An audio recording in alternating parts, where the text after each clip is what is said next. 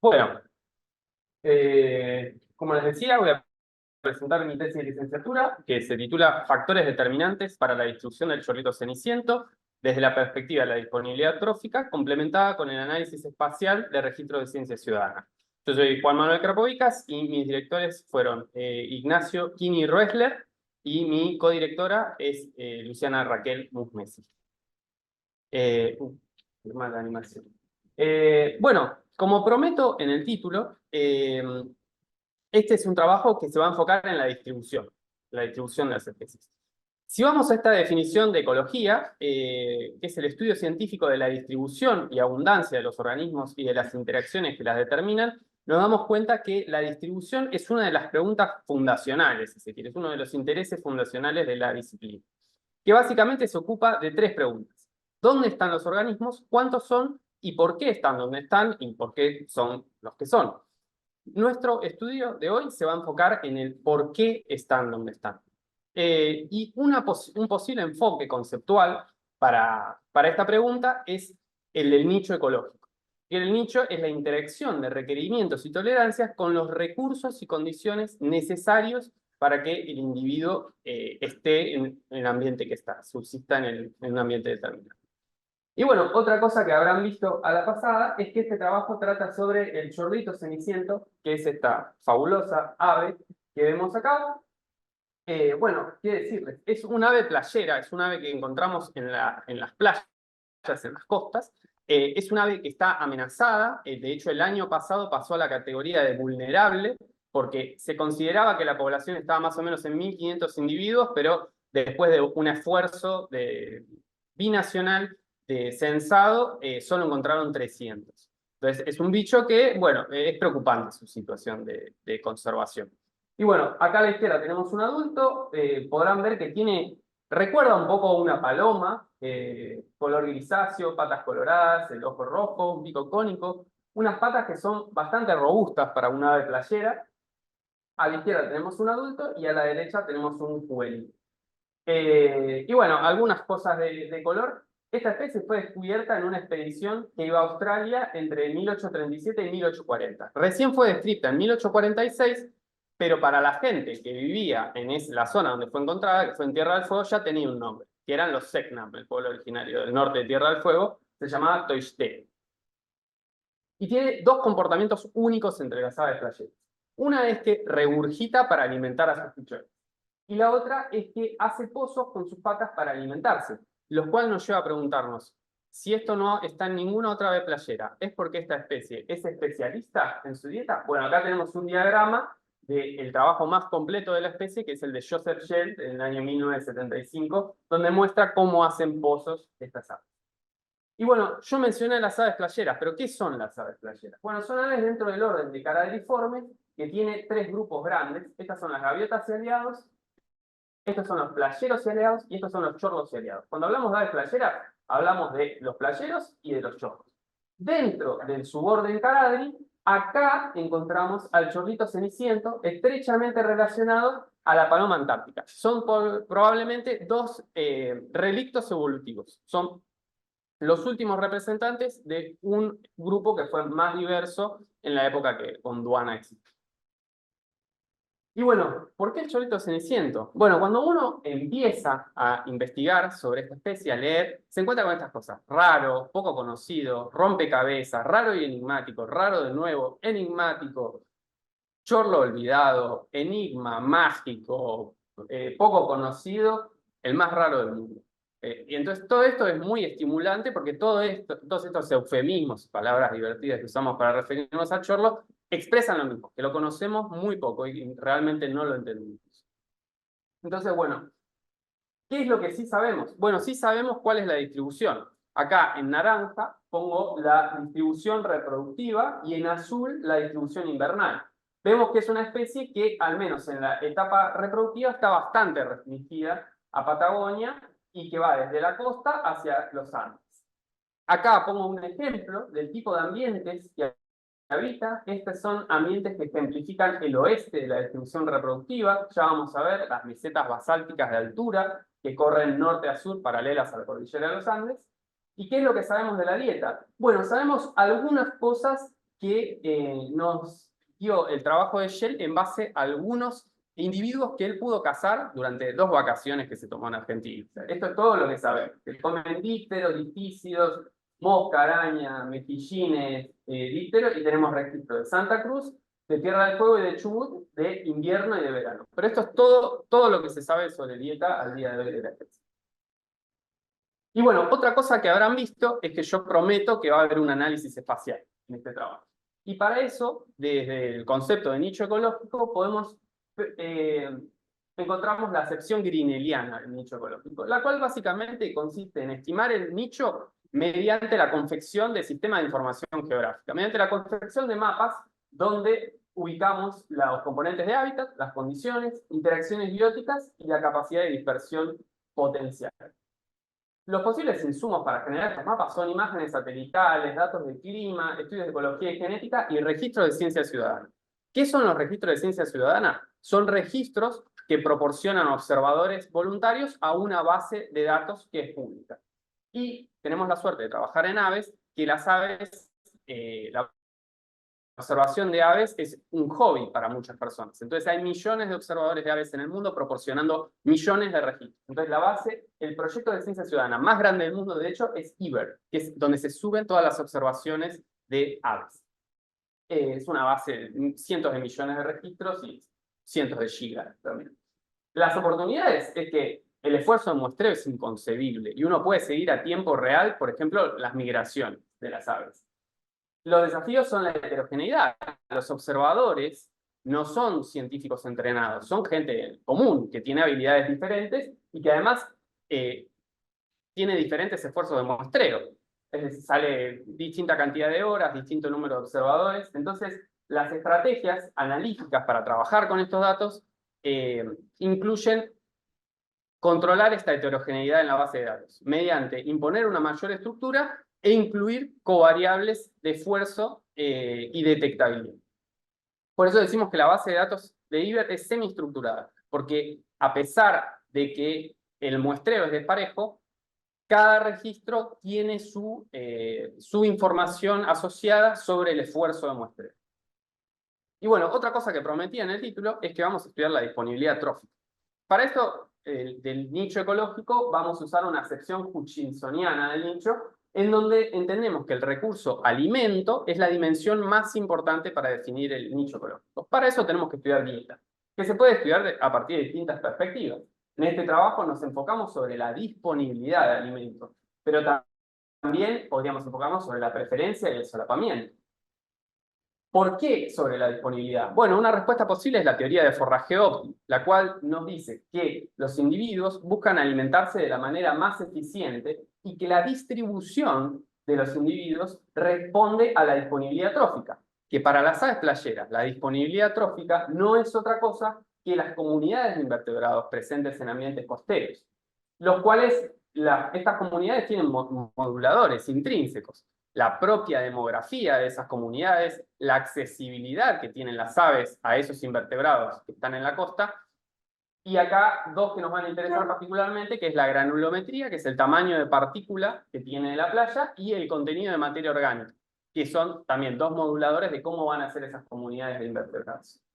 Entonces, bueno, un caso de estudio que nos va a interesar para este trabajo también es el caso de las mesetas basálticas. Acá están todas las mesetas basálticas de Santa Cruz, corren de norte a sur, están contra el oeste, son macizos rocosos que se formaron durante la misma orogenia que formó los Andes, y nos interesa particularmente estas dos, la meseta del lago Buenos Aires y la meseta del lago Strobel. ¿Por qué? Porque en la meseta del lago Strobel hay chorrito ceniciento y en la meseta del lago Buenos Aires, que está 150 kilómetros más al norte, no lo hay.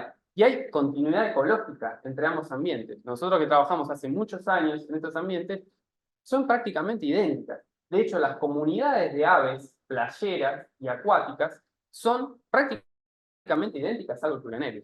O sea, salvo el chorrito ceniciento. Lo cual es muy llamativo. Y esa es una de los puntos de partida para nuestros objetivos. Entonces, ¿cuál es el objetivo general? Entender la distribución del chorrito ceniciento a través de recursos y condiciones determinantes del nicho ecológico en dos escalas diferentes.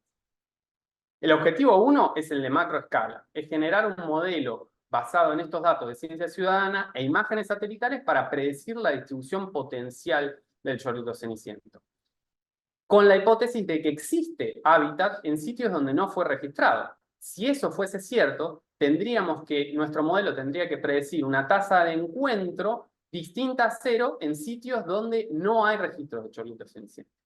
Y por otro lado tenemos el objetivo 2 de este trabajo, que es comparar la disponibilidad trófica entre un sitio sin registro de chorlito ceniciento, la que es la meseta del lago Buenos Aires, contra un sitio con registros, que es la meseta del lago Strober, que es ecológicamente similar y está muy cerca, como ya vimos.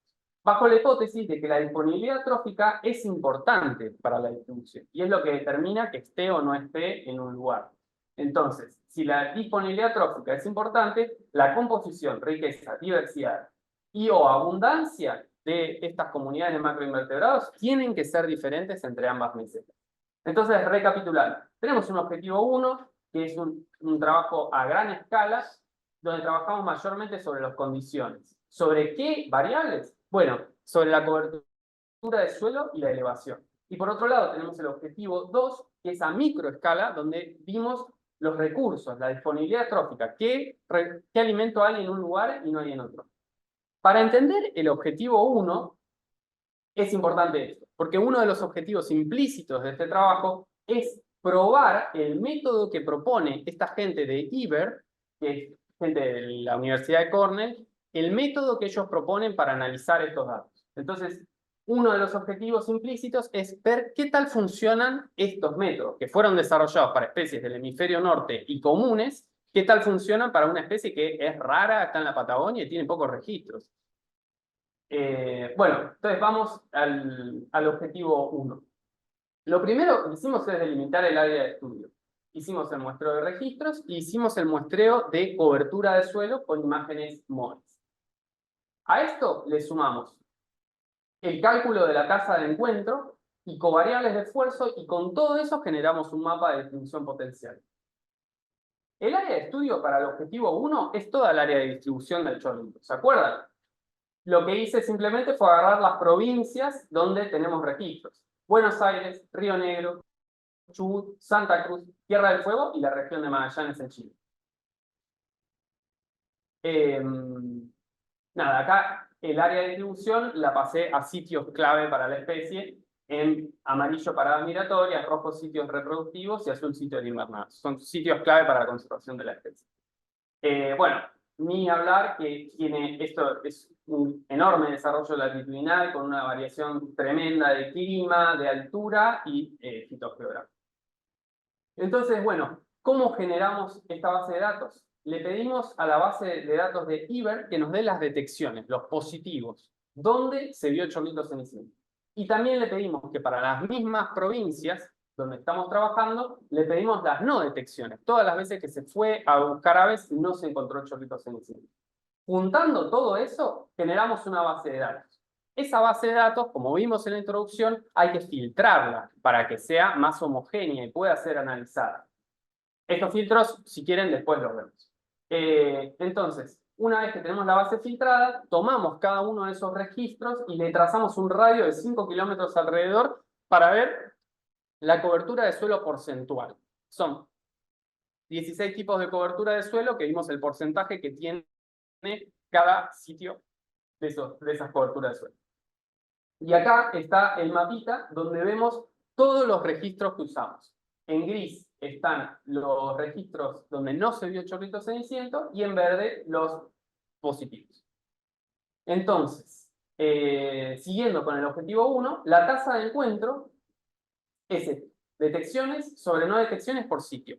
Cada sitio tiene un valor de tasa de encuentro. Y sumamos estas variables, la cobertura del suelo de 16 tipos de acuerdo a la clasificación de la Universidad de Maryland. De la misma imagen satelital extrajimos la elevación, la media y el desvío, y de la base de datos de IBER sacamos 5 variables que son representativas del esfuerzo de muestreo. Entonces, tenemos por un lado la variable de respuesta, que es la tasa de encuentro, por otro lado las variables explicativas. Todo eso lo metimos en un modelo de inteligencia artificial que se llama Random Forest o de distribución de especies. Los pasos fueron, primero, evaluar la importancia predictiva de las variables. Nos quedamos con las 9 variables más importantes para ver la dependencia de efectos marginales. ¿Qué correlación tienen con la tasa de encuentro? más allá de que sean importantes para el modelo. Y después lo que hicimos con esas 9 variables que extrajimos de este análisis anterior, predijimos la tasa de encuentro para cada uno de los sitios. Y con eso generamos el mapa de distribución potencial. Pasando al objetivo 2, recordemos, teníamos el área de estudio, que eran nuestras mesetas, el lago Buenos Aires y el lago Strobel. Hicimos un muestreo de sedimento de lagunas para ver la disponibilidad trófica, para ver la granulometría y para ver el contenido de materia orgánica. De este muestreo de disponibilidad, donde tomamos muestras de sedimento e identificamos distintos invertebrados, sacamos estas variables: la composición de la comunidad, la diversidad, la abundancia y su riqueza. Y con estas variables generamos este grupito de variables que le puse el nombre ambientales. La composición la vamos a analizar mediante un análisis multivariable. Y estas variables las vamos a analizar con un univariado. Y como vamos a ver más adelante, las ambientales las metimos también en el multivariado. Entonces, esta es el área de estudio para el objetivo 2. Tenemos la meseta del lago Buenos Aires y tenemos la meseta del lago Strobel. Un pequeño comentario de qué son estos puntos. En azul tenemos las lagunas sin chorlitos cenicientos. En rojo tenemos las lagunas con chorlitos cenicientos. Y en meseta del lago Buenos Aires tenemos lagunas equivalentes a nivel limnológico cubriendo todo el rango latitudinal de la meseta. Las lagunas con chorlito y sin chorlito, ¿cómo se determinaron? Las sin chorlito son lagunas que a lo largo de nuestro trabajo en estas mesetas, que lleva casi 15 años, ahora vamos al muestreo. Para el muestreo, lo primero que se hizo fue hacer mucha observación en las lagunas. ¿Para qué? Para identificar lugares donde el chorlito ceniciento se está alimentando. En esos lugares, lo primero que hicimos fue ir a ver que efectivamente ahí, en las zonas inmediatamente adyacentes a donde se estaba alimentando, había disponibilidad de macroinvertebrados. Una vez que corroboramos eso, lo que hicimos fue ir a tomar las muestras, no directamente sobre donde se están alimentando, sino inmediatamente al lado. Las tamizamos in situ. Estas muestras, había veces que se podían tomarlo más bien, otras veces ahí no se ve, es una sombra, pero tengo barro hasta la cintura. Y bueno, en lugares donde, a pesar de que es verano, el clima puede ser riguroso, digamos. Entonces, el ambiente siempre pone sus limitaciones y las caminatas tampoco eran cortas, digamos. Tenemos 20 o 30 kilómetros para sacar una muestrita de barro. Pero bueno, tenía lindos momentos, como esta vez que encontramos un nido de chorlitos cenicientos, o bueno, unos ñoquis improvisados que nos hicimos acá en el campamento, ese que ven ahí. Así que, básicamente eso. Entonces, el procesamiento de la muestra de sedimento, ¿en qué consistió? La disponibilidad, tomamos este sedimento, que es un testigo de sedimento grande, de 10 centímetros de profundidad por 10 de ancho, lo tamizamos in situ, lo pasamos al alcohol y de ahí al laboratorio, donde lo volvimos a tamizar en un tamiz de 500 micrómetros de apertura de malla, y después identificamos a todos los macroinvertebrados bajo lupa. Para granulometría tomamos un testigo más chiquito, lo secamos en una estufa, lo pasamos por una batería de tamices y después pesamos cada una de las fracciones. Y para el contenido de materia orgánica también lo secamos, los pasamos a unos crisoles previamente tarados y los metimos en una mufla a 550 grados, un desecador, y lo que hicimos es ver la pérdida de masa por ignición. O sea, le quemamos toda la materia orgánica a las muestras y vimos cuál es la diferencia de peso para ver el contenido de materia orgánica de ese sedimento. La base de datos que nos quedó, ¿cómo está conformada? 34 lagunas que muestreamos. Esas lagunas pertenecen a 3 grupos diferentes, con chorlito, sin chorlito y meseta del lago Buenos Aires. 18 taxones que relevamos. Cada laguna tiene su valor de materia orgánica en gramos. Cada laguna tiene su valor de tamaño medio de partícula en micrómetros. Y calculamos las 3 variables de respuesta que vamos a usar. La diversidad, con índice de Shannon-Simpson. La abundancia es la suma de todas las abundancias que hay por laguna. Cada laguna tiene su valor de abundancia y cada laguna tiene su valor de riqueza también, que es nada más y nada menos que el número de taxones que encontramos en cada laguna. Todo esto lo metimos en 2 análisis, como vimos. La composición la analizamos con un multivariado. donde teníamos la laguna, la composición, la materia orgánica de la granulometría, y todo esto fue a un análisis multivariado tipo NMDS. Estos son dos pasos metodológicos que se suelen hacer, y después sobre ese NMDS floteamos encima las variables ambientales para ver cómo los grupos de lagunas se separan entre sí de acuerdo a similitudes en su composición, y tomamos una medida de estrés para ver qué tan buena era esa representación. En el análisis univariado, lo que hicimos, teníamos variables de respuesta, la abundancia y la riqueza, y variables explicativas, que era el grupo de la laguna, la materia orgánica y la granulometría. Todo eso fue un modelo lineal generalizado de tipo regresión múltiple con categóricas. Vimos la distribución de probabilidad, la adecuación del modelo, hicimos un análisis para ver si los grupos de lagunas son efectivamente diferentes o no.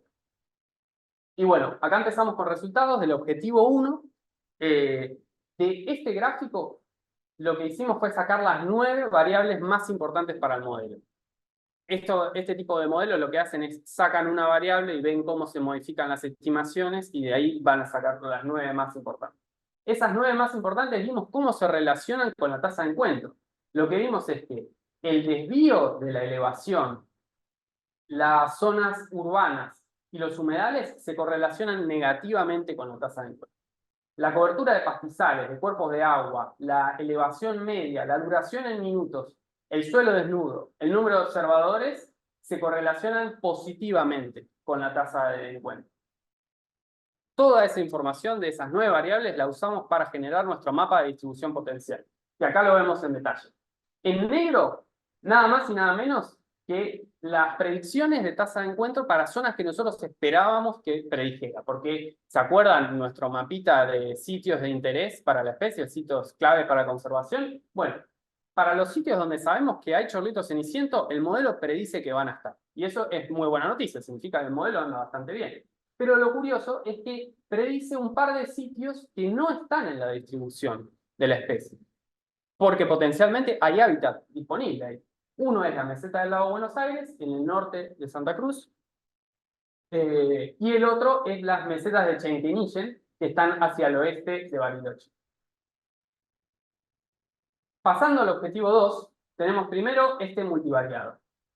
En este espacio multivariado lo que queremos ver es estos 3 grupos de lagunas, qué tanto se parecen o no. Lo que vemos es que la meseta del lago Buenos Aires superpone mucho con los grupos de la meseta del lago Strobel, y que los grupos con chorlito y sin chorlito del lago Strobel no superponen en sus centroides, lo cual nos habla de que la composición de sus comunidades es más diferente entre sí. Y el que el valor de este sea menor a 0.2 habla de que la representación es más o menos. En este segundo gráfico, lo que hice fue simplemente sumar los taxones a la ordenación, y lo que vemos es que las lagunas con chorlitos cenicientos se distribuyen hacia abajo en el espacio multivariado y tienen estos taxones distintivos. Digamos, son taxones que aparecen casi exclusivamente en lagunas con chorlitos cenicientos, que son estas Flusop 1. También vemos que las lagunas con chorlitos cenicientos se distribuyen hacia valores más altos de materia orgánica, hacia valores de pequeños a medios de granulometría. Y bueno, este ploteo de las variables ambientales se hizo con esta función que se llama MT. Diversidad. El análisis de diversidad nos revela que el valor marginal de diversidad para las lagunas con chorlito es más alto con respecto a los otros 2 grupos de lagunas. Cuando lo vemos laguna por laguna, esa diferencia se diluye bastante, hay mucha variabilidad, hay bastantes solapamientos, si bien las lagunas con chorlito están hacia valores más altos. Y después vamos al análisis de abundancia, el cual revela que las lagunas con chorlitos son significativamente diferentes a las lagunas sin chorlitos cenicientos. Y están ahí de ser significativamente diferentes con la meseta del lago Buenos Aires, pero no llega a ser significativo el test estadístico. Después vemos que el efecto de la granulometría no fue significativo para la abundancia, y tampoco el de la materia orgánica. Para el caso de riqueza, ninguna de las comparaciones entre los 3 grupos de lagunas es significativa, y la granulometría y materia orgánica tampoco tienen. Entonces, vamos con la discusión del objetivo 1, retomando. El hecho de que haya una correlación positiva con pastizales, cuerpos de agua, suelo desnudo y elevación media, era bastante esperable. ¿Por qué? Porque sabemos que el chorlito prefiere costas con vegetación baja y buena visibilidad. Y el hecho de la elevación media es que el 8% de su territorio reproductivo, por lo que se sabe, probablemente sea más, ocurre en las mesetas. Entonces, era esperable que estas variables salgan asociadas a la tasa de encuentro. Pero, ¿qué pasa con la elevación? Hay lugares que usan chorritos cenicientos que están a nivel del mar. Y proporcionalmente, si pusiéramos todo ese territorio que está a la altura del nivel del mar, comparada con las mesetas, es más el tiempo que pasa en tierras bajas que en tierras altas. Lo que sucede es que en las mesetas de altura nadie va a muestrear en invierno, porque están totalmente heladas. Entonces, ahí tenemos probablemente un sesgo de adquisición en los datos. La correlación negativa con zonas urbanas, humedales y el desvío de la elevación también es esperable. Las zonas urbanas y los humedales periurbanos tienen muchos disturbios en el área de distribución. Los humedales, por la definición que usamos, tienen un 10% de vegetación acuática. Entonces, en el área de distribución, esos son mayormente juncales y lagunas vegetadas, lugares donde no esperamos encontrar un chorrito ceniciento. Y el desvío de la elevación, es que son bichos que no están en barrancos, son aves playeras. Por otro lado, la correlación positiva con los minutos de observación y la cantidad de observadores lo relacionamos a que es una especie críptica, poco abundante, más esfuerzo, más detectabilidad, mayor tasa de encuentro. Existe hábitat potencial en la meseta del lago Buenos Aires y en la meseta de Chenquenilla. Lo loco es que son muy similares ecológicamente estas mesetas a la meseta del lago Strobel, por ejemplo, y entre sí, de hecho. Lo cual es llamativo, digamos, porque a priori sí, o sea, pues nosotros como observadores de aves, con la experiencia de haber ido a esos lugares, son parecidos, podría haber, pero bueno, evidentemente hay otros moduladores para la distribución que no ocurren a esta escala. Los recursos y las condiciones, el comportamiento, ¿hay razones históricas para que el chorlito no esté en esos lugares? Bueno, son preguntas que quedan abiertas. Y por último, un comentario, que es que todo este enfoque es de grano grueso, es una descripción muy sencilla de cómo es el hábitat del chorlito ceniciento. Lo curioso es que con unas pocas variables uno puede generar predicciones que son coherentes y de repente podés encontrar lugares donde podría estar la especie. Y en estos lugares, los lugares que nos predice que la especie podría estar, tienen todo el sentido, que ahí podría estar la especie, y sin embargo pasan otras cosas que no sabemos. Por ejemplo, el hecho de que haya predicho la meseta del lago Buenos Aires nos da un buen pie para el objetivo siguiente, donde fuimos a ver qué pasa con la meseta del lago Buenos Aires. Bueno, y este es un puntito metodológico que el análisis se hizo a lo largo de todo el año, no se particionó por temporada, por estaciones.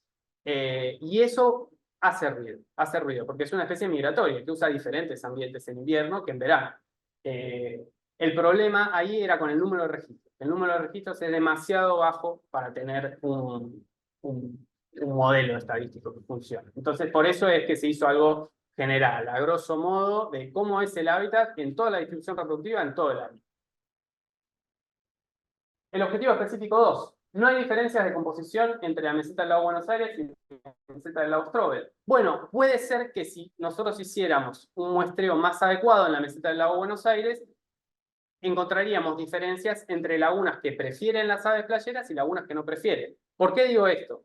Porque en la meseta del lago Strobel, las lagunas con chorlito ceniciento, son lagunas donde en general encontramos todas las aves playeras. Y las lagunas donde no encontramos chorlito ceniciento es porque en general no hay ninguna otra ave playera. En la meseta del lago Buenos Aires muestramos lagunas llenas de playeras y lagunas donde usualmente no vemos playeras o vemos muy pocas playeras. Entonces, si nosotros separásemos meseta del lago Buenos Aires en esas dos categorías, tal vez tengamos un ordenamiento parecido al que encontramos para meseta del lago Strobel. Vimos que hay taxones distintivos y diferencias entre lagunas que usan y que no usan los chorlitos. Bueno, habla de que las comunidades de macroinvertebrados en esos grupos de lagunas son diferentes. La materia orgánica y granulometría en lagunas con chorlito es de libro. Más materia orgánica, valores de granulometría bajos, eso es lo que permite el desarrollo de comunidades de macroinvertebrados más diversas. Hay mayor diversidad en las lagunas con chorlito. La abundancia es 4 veces mayor en lagunas con chorlito respecto a lagunas sin chorlito. y eso se explica por, como vimos, la teoría de forrajeo óptimo. Los individuos buscan maximizar la eficiencia de alimentación. Y a otro punto importante, los pichones son semiprecociales, quiere decir que nacen y abandonan el nido enseguida. En verdad, con un tiempito, si no sería otro tipo serían precociales. Entonces, los pichones necesitan que haya alimentos cerca del nido, ni bien nacen. Por eso probablemente que estén eligiendo lugares donde hay alimentos. Algunas cuestiones metodológicas del objetivo 2 que no hay que pasar por alto. ¿El sedimento costero representa toda la disponibilidad trófica? No, claramente no, porque hay toda una parte del alimento disponible para estas aves que ocurre en la superficie de la laguna. Ya sabemos, por análisis preliminares, que comen frutos, comen semillas, comen artrópodos que están en la superficie, y todo eso no fue adecuadamente representado en el muestreo. Solo un testigo con laguna, y eso alcanza para saber cuál es la disponibilidad en la laguna. Bueno, esto, digamos, es un primer paso. Obviamente habría que tener más testigos para asegurarnos de que sea más representativo. El costo logístico de las muestras es alto y el costo de procesamiento es enorme. Es enorme. O sea, porque estas 30 muestras que tomé, 5 horas de lupa por muestra, son 150 horas de lupa, más o menos. Ya estábamos casi en el límite de horas que tendría que tener una tesis de licenciatura. Y después, perdón. El punto fuerte de esto es que nosotros muestreamos lugares donde vimos que las aves se estaban alimentando en ese momento. No es que fuimos y muestreamos lugares que nos parecían que estaban buenos. No, no. Vimos dónde se estaban alimentando las aves y mostramos al lado. Y yo creo que eso nos da cierta, digamos, mejora nuestra representatividad de la disponibilidad trófica. La clasificación de los recursos. ¿Qué comunidad es la disponibilidad trófica? Bueno, hay una posibilidad de que nuestra caracterización taxonómica no sea la misma que usan los chorlos para elegir comida. Y eso hay que tener bastante cuidado. Nosotros creemos, como no es que dentro de cada taxón había 10 formas diferentes, 10 especies diferentes. Dentro de cada taxón había una o dos, en el mejor de los casos. Nosotros creemos que con esta caracterización taxonómica, que es a gran escala, alcanza. Bueno, sobre los outliers, en este trabajo no se eliminó ningún outlier porque creemos que forman parte de la variabilidad natural de los datos, simplemente que no tenemos las muestras suficientes como para que no sean outliers. Otro punto interesante, no consideramos que puede haber distintos patrones comportamentales de acuerdo a la etapa en la estación reproductiva que están los individuos, que puedan elegir hábitat por distintas razones. Una cosa es la alimentación, otra cosa es la reproducción. Y bueno, recomendaciones a futuro, tomar muestras más chicas, mezclarlas, analizar solo una parte, no analizar todo el barro porque es demasiado. Y eso. Comentarios finales. No hay que perder de vista que nos enfocamos en las causas próximas. ¿Cómo están los recursos y condiciones ahora en esas lagunas? No sabemos qué pasó a lo largo de la historia. Probablemente la estabilidad hidrológica de esas lagunas tiene un rol preponderante en por qué están o no están en una laguna. El tema de la filopatría, si es que los individuos tienden a regresar o no a esas lagunas, es algo que no sabemos, tenemos una intuición de que es así.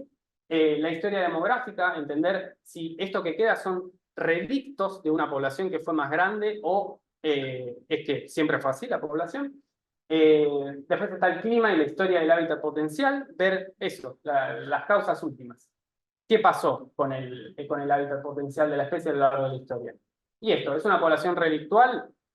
No sabemos. Por lo pronto es un linaje relictual. Entonces, si fuese un linaje relictual y además una población relictual, sería muy interesante.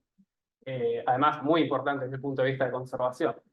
¿Qué sigue? Bueno, estudiar la preferencia del uso de hábitat, ver de verdad qué están comiendo mediante análisis de fecas, isótopos, y después, bueno, no perder de vista que hay que entender mejor el comportamiento y las interacciones.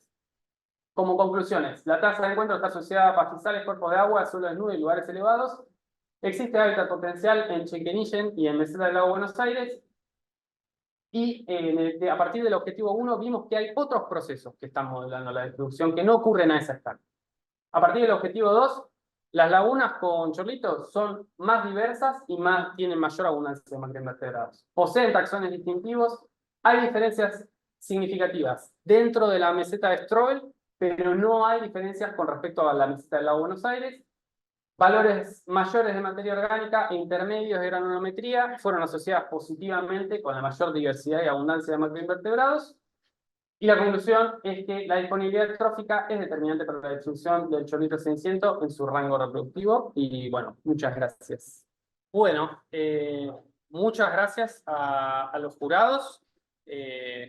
Podría agradecer uno por uno, pero todos me dieron más de lo que esperaba y lo que esperaba, lo cual estoy muy contento. Nada, Juan Pablo con toda su expertise de aves playeras, Toti con sus agudos comentarios, porque ya había leído una parte de este proyecto, entonces ya tenía idea por dónde venía la mano, los puntos flojos, los puntos fuertes, ya tenía como para orientarme en ese tema. Y bueno, Julieta que me dio una grandes ideas con los temas de diversidad y los análisis que hice. Así que estuvo muy buena la devolución. Entonces, bueno, ahí ya agradecí a los jurados. Agradezco al programa Patagonia, que es el lugar donde yo realicé esta tesis. Fueron los que financiaron todos los muestreos y demás. Y bueno, yo pertenezco a este equipo desde el año 2017. Arranqué a la par con la carrera. Así que bueno, la carrera hoy la estoy terminando. Mi carrera en el programa Patagonia sigue. Creo que ya más o menos me convertí en un técnico de campo decente, pero tengo que seguir aprendiendo. Muchas gracias a mis directores, Kini y Luciana, por todo el apoyo, al laboratorio de limnología de acá de la facultad, quien me ayudó con las identificaciones de invertebrados, que yo hace menos. A Patricia Pérez, que identificó también muchos invertebrados en fotos de WhatsApp a las 12 de la noche, fin de semana, ese tipo de cosas. A mis maestros en la ciencia, que son muchos y los aprecio un montón. Bueno, en primer lugar mi papá, pero después un montón de gente que pasó por mi vida, distintas pasantías que hice, todos me trataron fenomenal y bueno, hicieron que sea lo que soy hoy. A mi familia, que está toda acá, se vino desde Puerto Madryn, mi defensa, tremendo. Bueno, a mi novia Daniela, mi pareja, por mi apoyo estos años. Y bueno, mis amigos de la facultad, que, claro, ven, son más de lo que pensé. Pero bueno, que también me inspiraron mucho en todo este trabajo. Y bueno, acá un hermoso cuadrito del chorlito ceniciento y la patente de corso, que es el permiso para, bueno, porque en mi tesis hago un chiste de que los agradecimientos son una especie de permiso para ejercer la pediatría, donde tus jurados aceptan que vos pongas ahí porque, bueno, son los agradecimientos, ¿qué le vas a corregir los agradecimientos? Entonces, bueno, por eso la patente de corso. Y bueno, dedico la defensa a los técnicos de campo del programa Patagonia, que hicimos un gran esfuerzo por proteger estas especies. Así que bueno, muchas gracias a todos ustedes por venir.